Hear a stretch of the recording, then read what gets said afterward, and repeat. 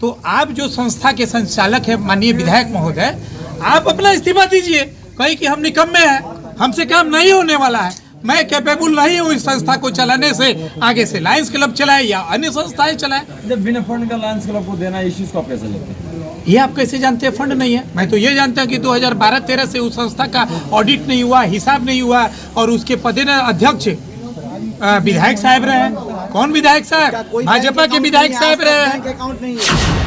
मैं मानता हूँ उस संस्था तत्पर रहती है, लेकिन उस संस्था का ये काम नहीं है कि किसी धार्मिक संस्था का वो देख रेख करे। इस संस्था का वो काम लायंस क्लब का नहीं है। अगर वो करती है तो हम लोग को इतना नहीं स्वागत, लेकिन सच्चाई है कि हिंदुस्तान में लायंस क्लब काम धार्मिक संस्थाओं का परिचालन करने का नहीं। और अगर करने का है तो आप जो संस्था के संचालक है माननीय विधायक महोदय, आप अपना इस्तीफा दीजिए।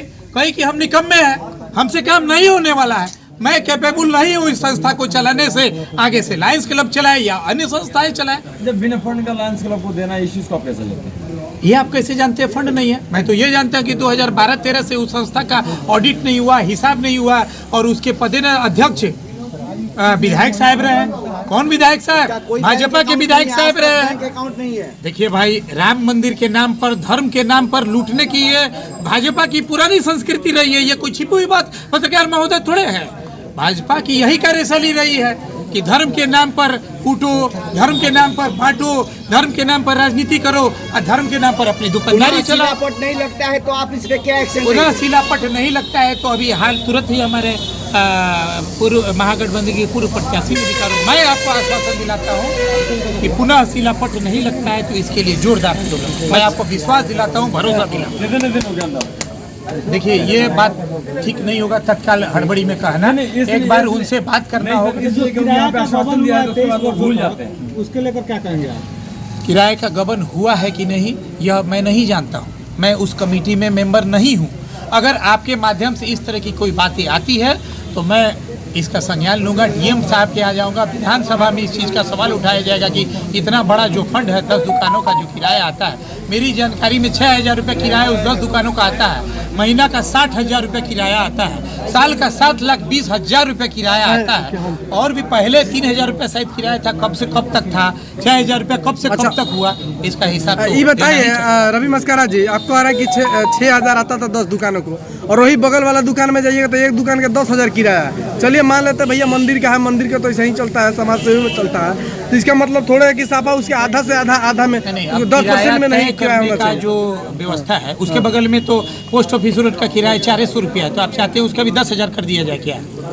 ये बात उचित नहीं है। वो धार्मिक संस्था है, पोस्ट ऑफिस में भी अलॉटमेंट हुआ है, सरकार की जमीन है, उसका किराया उसी हिसाब से चलता है। प्राइवेट संस्थाएं का किराया उसी हिसाब से चलता है। उसमें मैं टिकट टिप्पणी वो आम जनता कमेटी तय करती है, उस हिसाब से। लेकिन एक बात और बोल रहे थे कि विदेशी संस्था को दे दिया गया, और जब देसी संस्था काम नहीं करेगी तो विदेशी ना करेगी इस देश में। मैं यही तो कहना चाहता हूँ कि माननीय विधायक महोदय और कमेटी के सदस्य कहे कि हम लोगों से ये काम नहीं होने वाला है, हम लोग कैपेबल नहीं हैं, हम लोग इस्तीफा दे रहे हैं, अब आप लोग संभालिए। आप भी एक संस्था चलाते हैं और आपका संस्था रजिस्टर्ड है, तो क्या आपके भी संस्था को दिया जा सकता था? क्योंकि लोकल भी आप हैं। हमारी ही संस्था या किसी भी संस्था को, जो भी जब आम संस्था जला की संस्था रजिस्टर पे कार्यरत है। जी, हमारी संस्था रजिस्टर्ड पे मस्कारा ट्रस्ट काम करती है। रजिस्टर पे कार्यरत है, रजिस्टर पे। देखिए, मेरी संस्था में धरातल पे, मेरी संस्था में आर्थिक किसी किस्म का 100 रुपये का भी कारोबार नहीं होता है, इसलिए रजिस्टर पर कार्यरत हो या धरातल पर है या मौखिक हो या फेसबुक पर, ये आप बेहतर जानते हैं